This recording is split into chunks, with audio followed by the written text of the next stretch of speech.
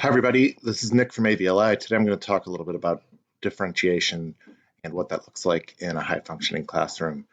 Differentiation is definitely one of my pet practices. I really enjoy differentiation. In a lot of ways, differentiation was something that changed the way that I thought about what happened in the classroom that I was a part of. And when we learn other things outside of school, differentiation is a practice that the teacher mentor of that thing would in fact use.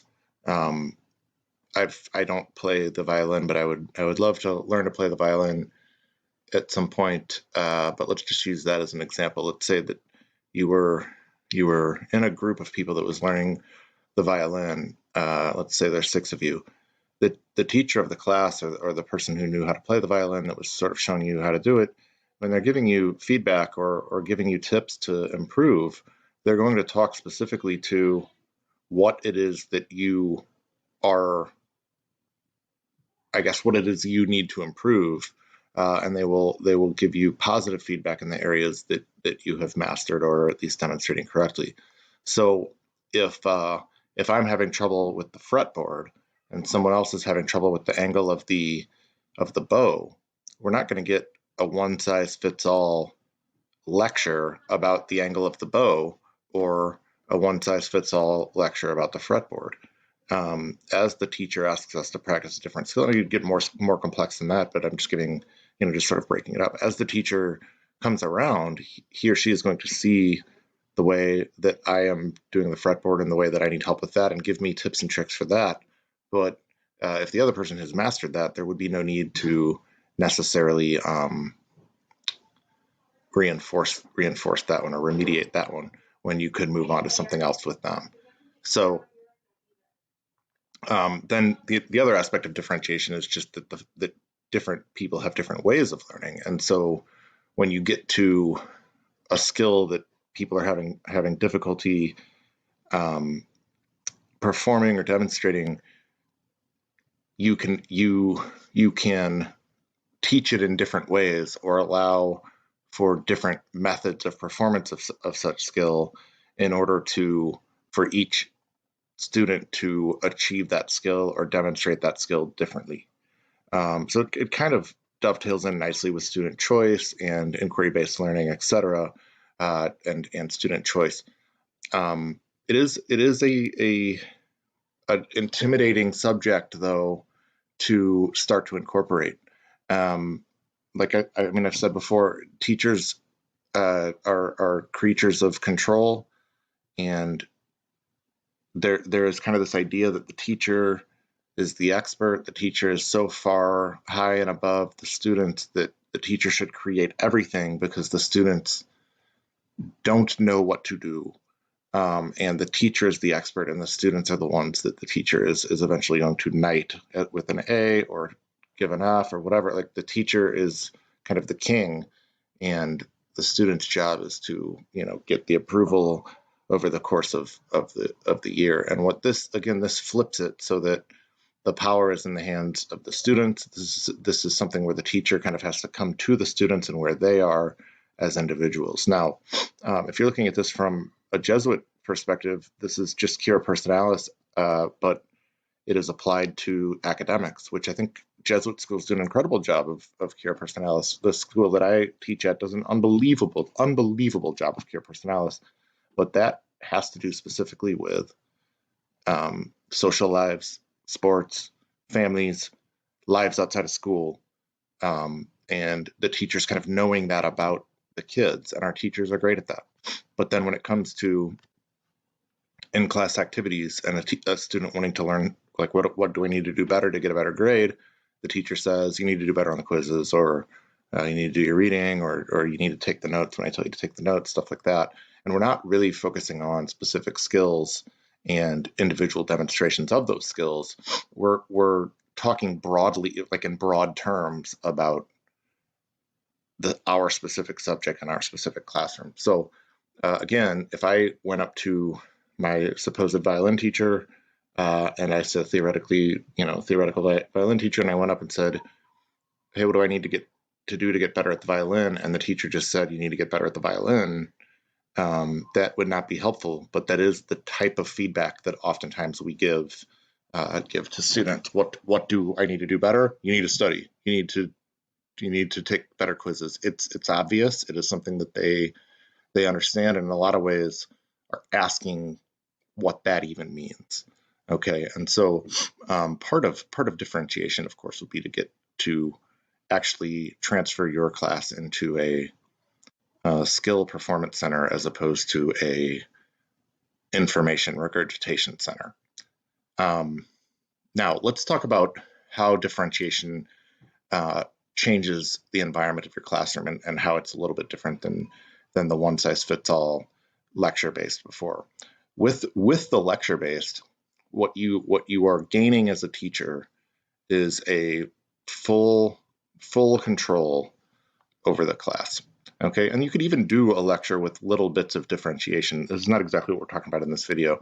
To know how a particular student learns, or to relate something to maybe like, oh, you're talking about a certain aspect of your science class, and you know that so-and-so plays soccer. So you say, hey, Stephanie, I know you play soccer. We're talking about vectors, and you sort of explain, how that would work with a soccer ball. That's differentiation for sure. I mean, that is differentiation. It's off the cuff differentiation. But you are differentiating the material so that she gets a better understanding, but it's not egalitarian. It's not something that everybody's getting in the classroom. And while she may understand that better, it might actually occlude the understanding of another student who doesn't understand soccer at all. Okay, so when we're talking about differentiation, we're talking about making this systematic. We're talking about making this somewhat scientific, so that the students all get this from you. Okay, and again, it's just like you would never get rid of pure personalis in a school, or if you're coming from a Catholic school perspective, but not a Jesuit school or even a public school perspective. Of course you want to know your students, and of course you want your students to know you. And of course you're going to always play to what it is you know about your students in order to help them. No teacher becomes a teacher for any other reason to help them to help students learn and help those in the classroom. So differentiation would separate itself from something like the typical college 101 classroom with a big lecture hall full of people that the professor doesn't even know, and your grade is essentially a number next to your student number, and they may like you very well, but it has nothing to do necessarily with your grade in the class, and it has nothing to do with whether or not the teacher knows you by name or anything like that. Okay, so with differentiation, we are making the relationship between teacher and student stronger, and we are making sure that the student is getting feedback in areas that the student needs feedback in, first of all, but then we're making sure that the student gets differentiated feedback, gets feedback in ways that apply to that particular student, based on data and what we know. Now, these are things that can be actually kind of easier when we're at home doing online learning, because of the type of data we can collect as we do our formative and summative assessments at home, versus these extremely informal data we might gather at school when we're doing a Socratic discussion, where we might say something to the, like, maybe inside we're like, oh, that guy definitely gets it, or I can tell by that person's face they don't understand. This would be a little bit even more empirical than that, in that you would have evidence and artifacts that would back up your assumptions. All right, so let me show you a couple things that I do in my class to make sure that there's adequate or even a high degree of differentiation going on. So I am also a proponent of gamification, and I've made my class into an RPG. Each unit is a different level, and the students basically go through the different activities as we read different stories in class, and they determine which assignments they want to do for how many points. And as they choose which assignments that they like or that they're interested in, they're all trying to get to the same point total. They will choose some and then not choose others. So some of them, like these ones in black, you would have to do because they're worth so many points that you could never pass without it. But these 1, 2, and 3 point ones, you basically are adding these up in order to get to that 100 points or whatever it is you want. Now, you do not have to do all of these. And therefore, going into it knowing that you don't have to do all of them means that you are going to pick some and not pick others. And by picking the ones that you pick, I can tell as a teacher which particular skill that you are more likely to have a proclivity for. So for instance, if you choose this one, it's 1 point, but it's also it goes toward poetry, poetic devices. And so if you were to choose this one over this one, it would be pretty clear that you are more comfortable with, say, poetic devices than this one, which would be cause and effect. Okay, they're both worth 1 point, but you have chosen poetry over cause and effect. Therefore, I know as a student that you are right away, I know that you're more comfortable with poetry, and this student that chooses this one is more comfortable with cause and effect. And then what I do as they go through this game throughout the year is I chart these in an Excel spreadsheet. And from there, I can tell the student not just what grade they have or what percent complete they are with the class or what grade they have in comparison to everyone else, but I can also tell them how their grade, or at least their homework grade, has been divided up according to the reading skill, or over here, the writing skill that we've been practicing.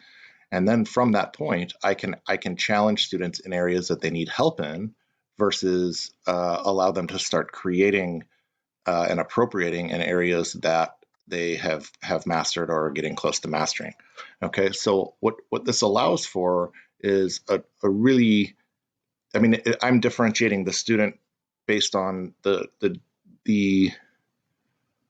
level of expertise they have, the level of comfort they have in individual reading and writing skills. And therefore, as we move forward with essays and tests, I know what needs to happen on those essays and tests for that particular student to do well in the class or on the assignment. So if you have difficulty, say, with transitions in your essays, but you're awesome at the introduction, the rubric might have it for you that the transitions are worth a little bit more, or I might put a stipulation on an essay that you absolutely have to get better in the 3 categories that I assign to each person. In order to accept the essay, you have to be better. If you got a 1 on that in the last one, you have to get a 2 or higher in that category on the rubric moving forward in order for me even to grade it, something to that effect.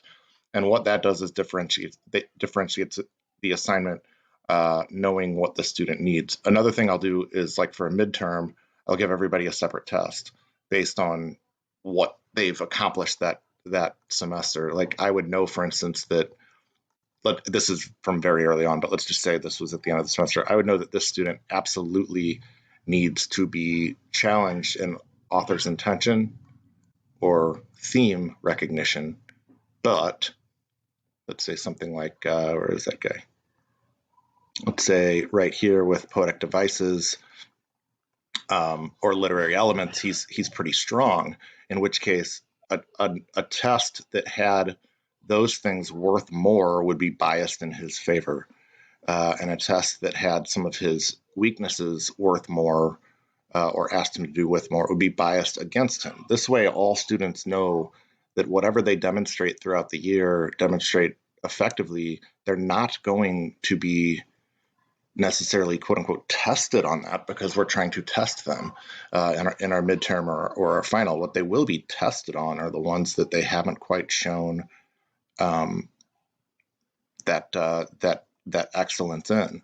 To use a baseball metaphor, if you're pitching and you know that the batter is a great batter, but he's not as good on inside fastballs than he is on outside curveballs, you'd be really dumb if you decided to just throw random pitches, right? You're going to throw that fastball inside a lot to challenge that weakness, to test him. And that's what we really want to do with our students. Okay, so as Catholic school teachers, Jesuit school teachers, we do a great job of this with Care Personalis with regard to knowing knowing our students as people, but it almost separates the idea of being a student and being a person. Like, those are different things. You're an academic and then you're a person, and I know you as a person, and then what you do academically is different. But what we need to recognize is that the academics is part of the person, and those things are not separate. School is part of real life. It's not something you do before you get to the real world. And differentiation is one way that we can close that Venn diagram together.